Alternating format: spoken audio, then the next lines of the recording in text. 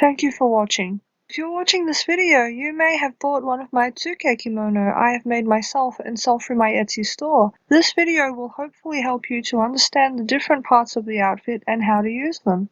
I like to start with a simple base of a thin skirt and shirt, one that can cover your upper arms without hanging too low or making you feel too hot. I also recommend putting your tabi or socks on before getting dressed and putting your hair up. At this point, some people might want to wrap a folded towel around their body to make themselves appear more cylindrical, but this isn't needed. The first part to go on should be the skirt. You can see that one end has a contrasting piece of fabric on it. This is a modesty panel so that you don't need a long underskirt, and it gives you a clue about which side should be underneath. So you want to hold the other side in front of you and then wrap the other end around you behind it. Pull the ties and then wrap the ties around you and knot them securely. Then you will want to tuck them out of the way. On the shirt you'll notice I've sewn on a second collar. This is so that you don't have to wear a full nagajuban or underrobe, but you can still look like you're wearing one. You'll see that I've sewn a little loop hanging down from it. This is because the back of the collar is meant to sit very low on your back and stay there. You'll also see that there are two long straps and two short ones. The left side has to go over the right side, and you want to put one of the long straps through the little loop on the back.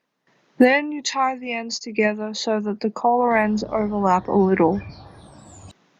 Then you want to take the two short straps, put them behind the straps you already tied, and tie them together in a bow behind the collar.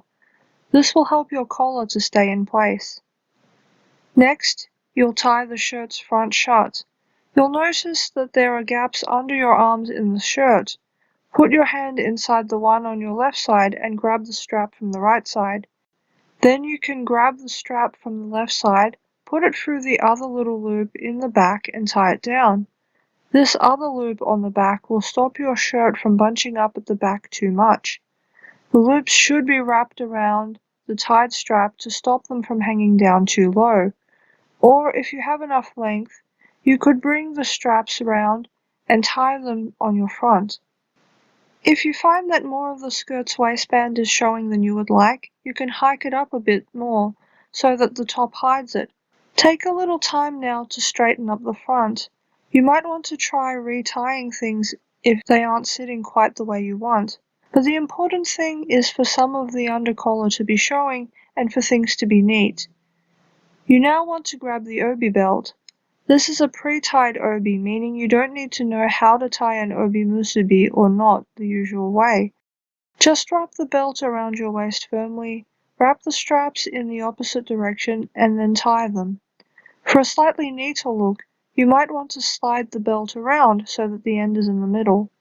Next you grab the obi makura. I've already sewn it to a fake obiage so that it will all be put on in one step.